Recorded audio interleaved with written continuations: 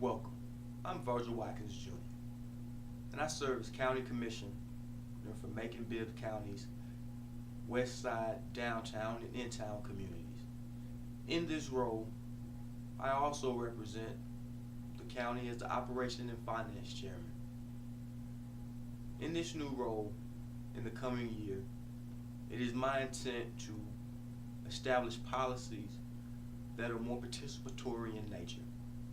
One of the first steps to building this community participatory budgeting model is providing a baseline of knowledge for the entire community.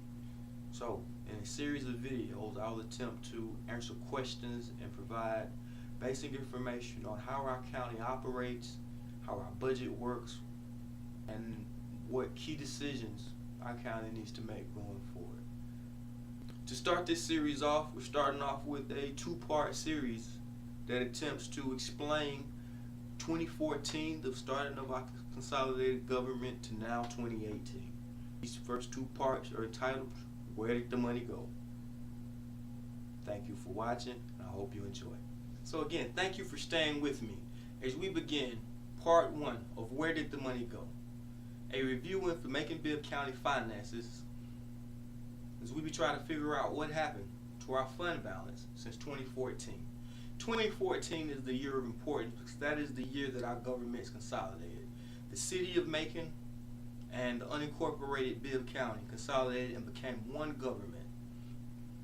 At the time of consolidation, the city of Macon had $5 million approximately in fund balance savings, and Bibb County had approximately $35 million in fund balance savings. This gave us a total of about $40 million in savings that we carried over into the new government. Now, this wasn't just free money. We also had obligations and services that both governments had been delivering.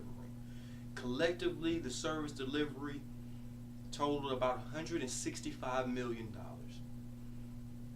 over the last 3 years of those. So from 2014 to 2012, we've been running about $165 million combined. Already there was a service delivery strategy in place that was well crafted, that had very little duplication of services in it.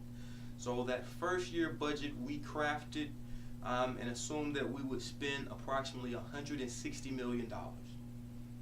Now, in addition to that $160 million of spend, we also had a state mandated obligation that over a 5-year period we would cut the budget by 20%. This came out to a total 20-year savings of $32 million.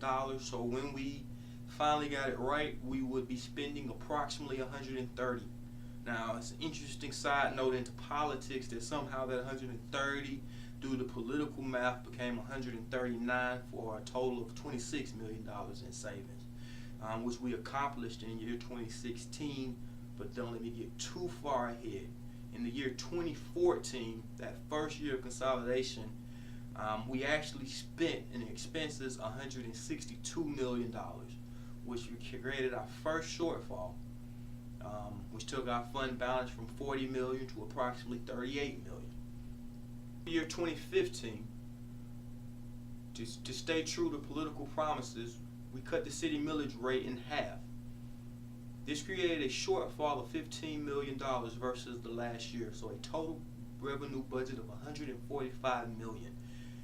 We funded this $9 million worth through various cuts and a very publicized RIF, or early out program, that about approximately 200 employees participated in. But we also went into our fund balance by another $6 million.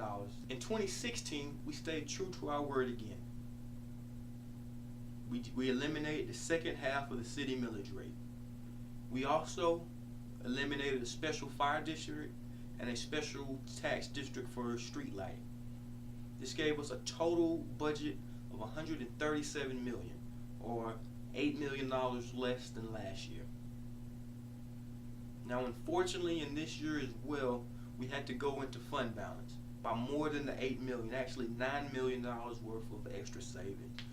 One of the unanticipated changes this year was the pension costs associated with having more than 200 employees enter our pension fund before time. That took us from like a 10% contribution rate to 16% in 1 year. In 2017, we were optimistic. We thought that things were going to settle. We thought that things were going to settle, stabilize, and we had learned from previous mistakes. So we presented a budget of $137 million, the same revenue sources, but the pressures of the markets, we ended up spending an extra $12 million that year for a total of $149 million worth of spend. Before we can start our discussion on the recent past of 2017 and 2018, I think it's important that we discuss how do we spend our money. Where does $162 million to $149 million of annual spend go? Primarily, we spend our money on people. People providing services to people. Current day, our city roster is about 1,700 employees strong. 1,700 employees strong. 77% of which either work to keep us safe or to keep our community clean. That means they work for the sheriff's department, the fire department, some part of our judicial system, our parks and beautification department, or our sanitation division at Public Works. That is 77% of everything that we do.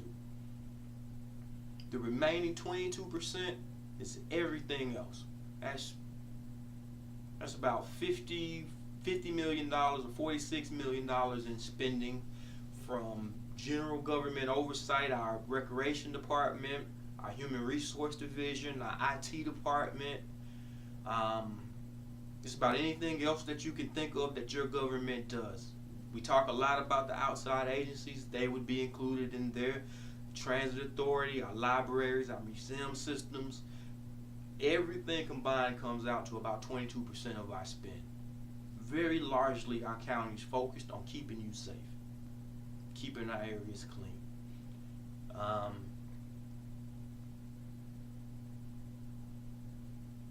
And it is important to note that $103 million of this $149 million budget, $49 million that we're discussing, is spent on salaries and benefits.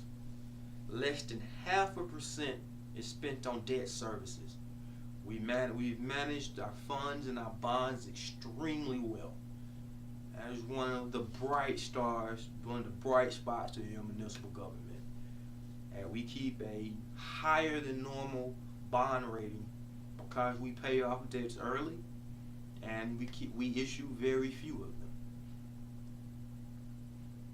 But being so employee centric can put a lot of pressure on the government, primarily because of a lot of outside of national environmental changes.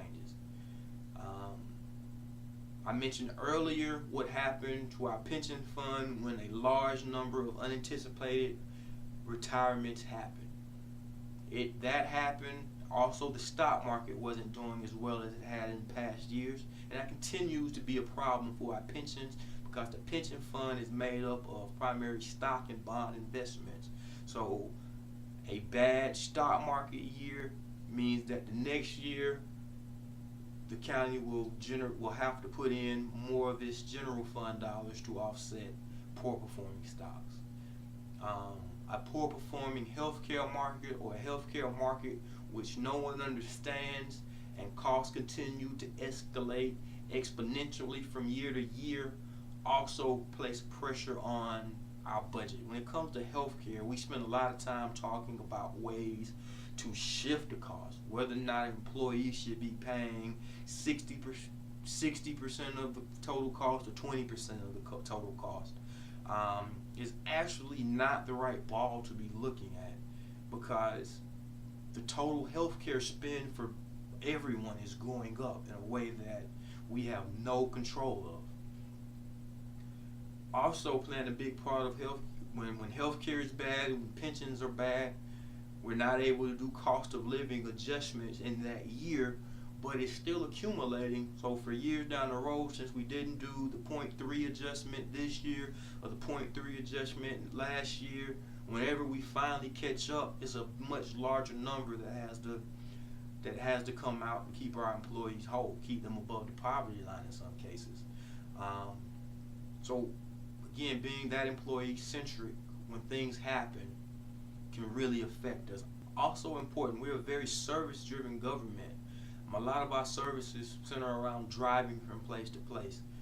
Our transit authority, our police patrols, our fire stations, our solid waste division all rely on fuel to make their jobs go. So when you see a 10-15% gyration in the cost of fuel at your local pump, that's also affecting your local government. It's very difficult for us to anticipate fuel costs jumping the way they are, especially from year to year. When we lock in our price here in July, it's based off of last year. If costs go up 25 cents a gallon, that is a problem for your local government. Before we close out the first part of this video series, I want to make sure that everyone has a decent understanding or working definition of what I mean by fund balance. To use a home economics analogy, our fund balance is the savings account. Our general fund would be the checking account.